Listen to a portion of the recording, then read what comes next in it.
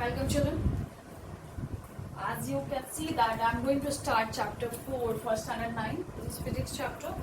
And chapter name is pressure in fluids and atmospheric pressure. We are going to study about this topic. But before this, it's my request and I will try to share my link. Before this video, you must go through the videos which is prepared for standard 8 and that chapter was force and pressure.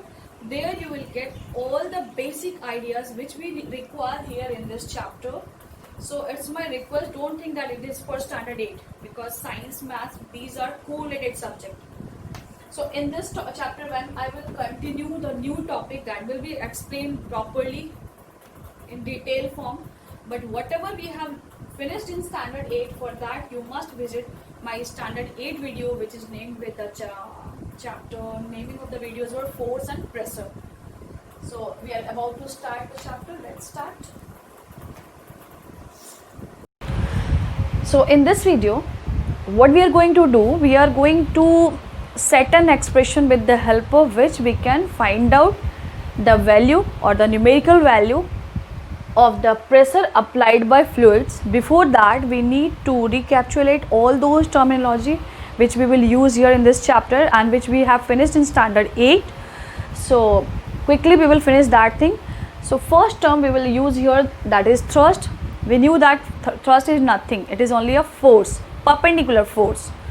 There is a surface, if we will apply any force perpendicular, that means normal, then this type of force is called as thrust. So if you want to note down, you note down in your notebook thrust. Thrust is the force acting normally or perpendicular on a surface. Thrust exerted by a body is equals to weight of that body. Okay. If I have kept one book here on a table, then what is the thrust applied by this book? Weight of this book is the thrust applied on the table.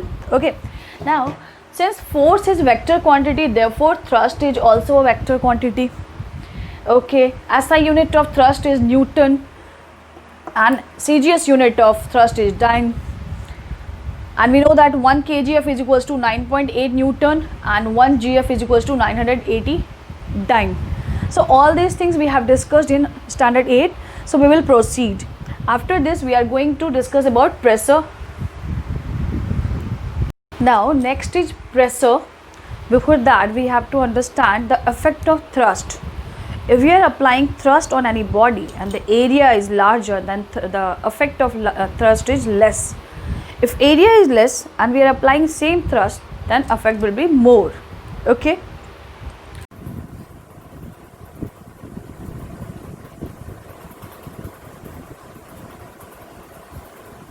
I hope it is clear that pressure depends upon two things, thrust and area, but the relation are just reverse. If thrust will increase, pressure also increase. Why?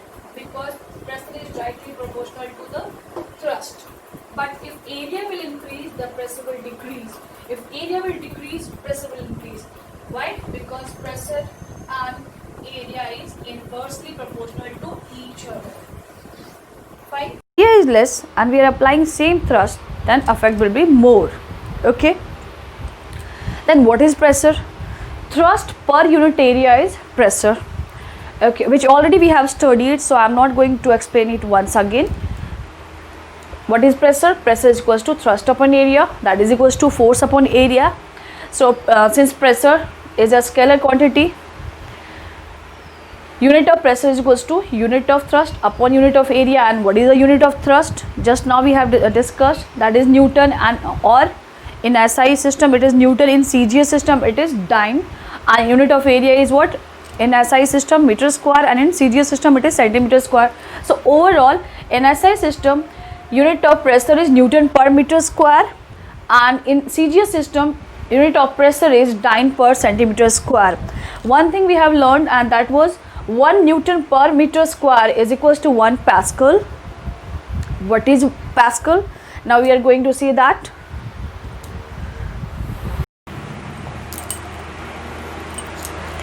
Now let's see what is 1 Pascal. 1 Pascal is the pressure exerted on a surface of area 1 meter square by a force of 1 Newton acting normally on it. We may write the definition of 1 Pascal with the help of this formula, that 1 Pascal is equals to 1 Newton upon 1 meter square. How I got this formula? Because I knew that 1 Pascal is equals to 1 Newton per meter square.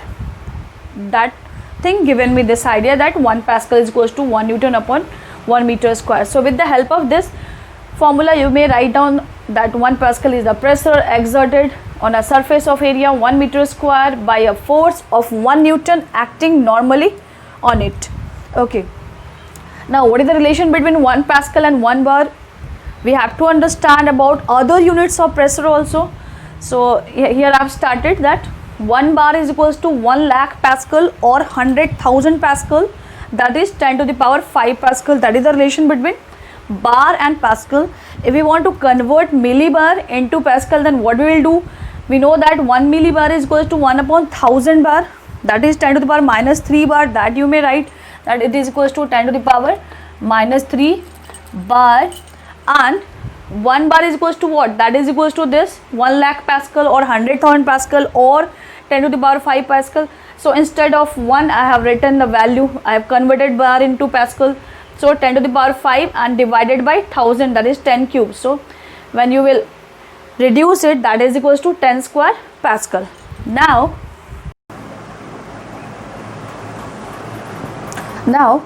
as we have studied that 1 millibar is equals to 10 square Pascal, and we know that 1 Pascal is equals to what? That is Newton per meter square. So we can say that 1 millibar is equals to 10 square Pascal, or 1 millibar is equals to 10 square Newton per meter square. Now next unit of for pressure, while atmospheric pressure is generally expressed in terms of height of mercury column in barometer. That also we have studied in our standard 8 videos. That is our atmospheric pressure. Standard atmospheric pressure is taken as 1 atm, and what is 1 atm? You will read it as 1 atmospheric pressure, that is equals to 0.76 meter of Hg, that is mercury, and that is equals to 1.013 into 10 to the power 5 Pascal. You have to memorize this value. That okay. And one more unit we can see during when we will go through numericals. You will see somewhere, you will see that term torr. One more unit of pressure is torr. This unit is given in respect of the scientist Torricelli. Okay, so what is the value of that? 1 torr is equals to 1 mm, 1 millimeter of Hg, or 1 atmospheric pressure is equals to 760 torr. So we can convert all the units as we have studied in chapter 1 of the same class. That chapter will be your measurement and experimentations. There you have seen that we have discussed about 2 types of units, fundamental units and derived units. So all the fundamental, in standard 9 we have studied in chapter 1 about measurement and experimentation. There we have discussed about the units. There are 2 types of units, fundamental unit and derived unit. So whenever we are going to discuss about the fundamental unit, they are correlated but they are independent. So we can convert these units, like we can convert torr into atm, we can convert torr into Pascal, we can convert Pascal into Newton meter square, we can convert Pascal into bar. So these all are correlated. When we will go through the numericals, I will discuss that thing also. Now we are coming to the main topic, which is especially for standard 9, which we have to start from here, from standard. This is the real thing which we have to start for standard 9, because all the previous things we have already studied in junior classes, especially in standard 8. So from here you will start standard 9. And what is that? Now I am going to derive you the expression that for numerical how you will get the value of this, that is pressure exerted by a liquid or any fluid, not only liquid, by gas also, any fluid, a liquid column or gas column, that is equals to H rho G. Here H is the height of the liquid column or the gas column, rho is the density of the fluid, and G is acceleration due to gravity. I am going to prove it. I am going to show you the expression how this formula came. For that, what I have done, I have chosen the same topic which is given in your concise book, so that you can easily get the idea what I have expressed here, and it is easy for you to understand by reading also the chapter. You must just see the video and then go through the book. Everything will be clear. See, this diagram is given in your book, so I have chosen this one only. What I have done, I have drawn the diagram. There is a container. I mentioned the name XY. This is the level surface of the water in this container. Okay, and another container is there, PQR is name of that, and that is of the shape cylindrical. In few examples, when I am teaching by other book, I am using the another diagram also. It is not compulsory that container is cylindrical. We can take a cuboidal, cubical, other shapes or conical. So it depends upon the container that we can discuss later also. If you want that thing also, you can write in my comment section. I will explain that thing also. But when you will go through it, it will help you for other shapes also. So if I am having a container as given in your book, that container is cylindrical, and I have filled it with a liquid. It may be water, it may be kerosene oil, it may be mustard oil, it may be ghee or refined oil, anything. I have filled here. I have taken so many liquids name. Why I have taken a name? So that one thing come in your mind, that density affect the pressure, which already I have discussed in previous class video. So please go through that. That density increases the pressure. So coming back to the topic. So we have filled it, and now we are going to find out what is the thrust applied by this liquid which is filled in this container. How much thrust it applied on the bottom. We are going to find out that thing, and at last we will reach up to this one. So let's see what I have written here. This is just the name of this equation, that is pressure at a depth in a liquid. Now thrust equals to, already you all knew that thrust is equals to weight of the body. If we are talking about the solid, we are talking about fluids or liquid, so we have written weight of the thrust is equals to weight of the liquid column inside the container, that is equals to mg. Why I have written mg? What is m and what is g here? As we know that weight is, formula of weight is what? When we are going through the topic, what is the difference between mass and weight? You must have studied that weight is what? Weight is equals to mass into acceleration due to gravity, that is g, small g. So what you are doing, we are multiplying value of g with the mass, then we will get the value of weight. That is the difference between mass and weight. So instead of weight, I have written mg. Here I have explained that weight is equals to mg, so that you can understand. Here m is mass and g is what? Acceleration due to gravity. Now mg, instead of mass, what I have written? I have written v into rho into g. Pronunciation of this sign is RHO, rho. Okay, and what is rho? Rho is density. So from where I found that mass is equals to v into rho. In junior class you have studied that density is equals to mass upon volume. So with the help of this formula, I got that value, that mass is equals to density into volume. Okay, and symbol of density is rho, and for volume I have written v. So instead of writing m, I have written rho into v. Okay, so you can see that thrust is equals to v rho g. Okay, now after that,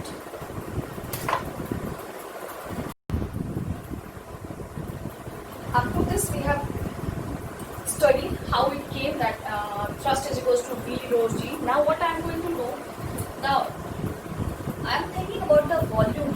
Volume is equals to what? In junior classes, in mathematics, your teacher has taught that volume is equals to, I will explain you volume in two ways. First according to mathematics and then in general way. Volume is equals to area of the base into height. Okay, whatever shape is there, the container shape, you think about the container shape. Volume is what? Whatever shape is there, if you are thinking that there is cylinder, so what is the area of the base? Since it is a cylinder, so base is circular, so what is the area of the circle? That is pi r square h, so we will write pi r square h. If it is cuboidal, so what is the base? Cuboidal or cubical, then what is the base?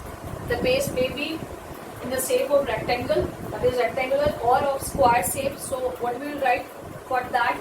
For square we will write what? Side square. H. Okay, for rectangle, what you will write? You will write L into B into H. That's why volume of cuboid is LBH. I hope it is remembered. Volume of cuboid you have studied, it is LBH. Okay. So over what I want to say that volume is equals to area of the base into height. Okay. So here either I will write area of base or I will write pi r square h. Let's see what will happen. In your book it is written area of the base into h. I will explain it in two methods. So I am going to write here pi r square h into rho into g. Okay, instead of volume I have written this. Okay, in place of that, because volume is equals to area of the base into height of the liquid column of any container. Okay, and here is thrust. So this is the value. Either you write this thing or you write, or after this line you can write this or this one. Area of base. Instead of writing pi r square, you may write area of base. Why I am writing this? If container is cuboidal, the formula will be different. So either you write this or that one. Area of base into height into rho into g. Okay.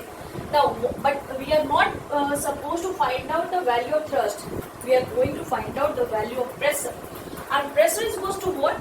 Pressure is equals to thrust upon area.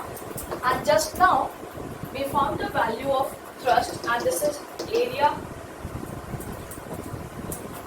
into height into rho into g h rho g divided by area, because if the area of base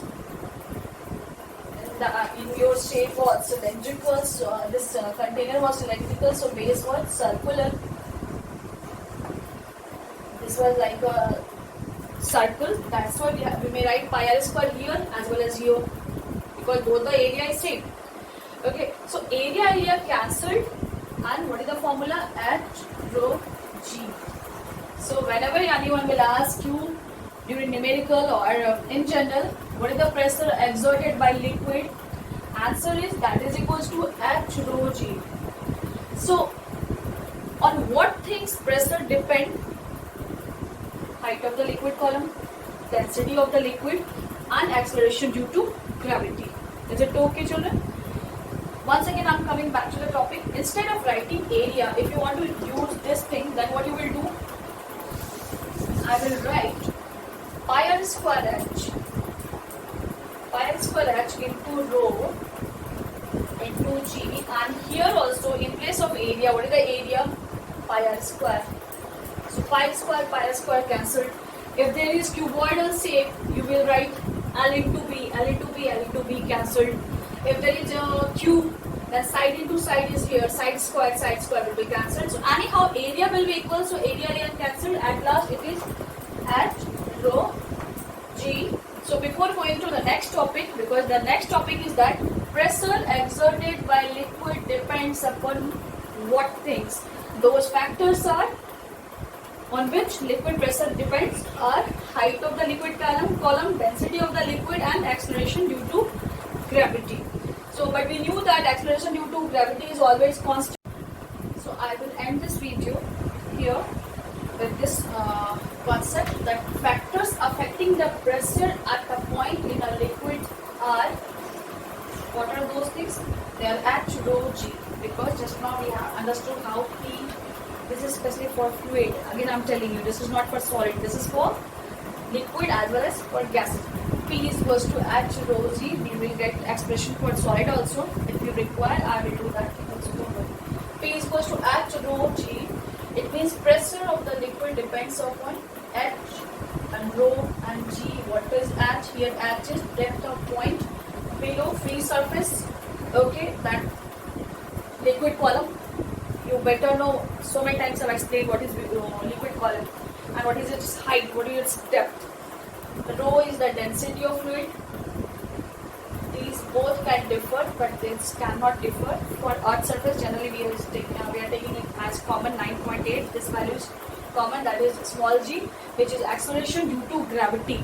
So in general we can say on these two things pressure of the liquid depends. So with this topic I am going to finish this video. Thank you children, I hope you will enjoy it and it must be useful for you. Thank you.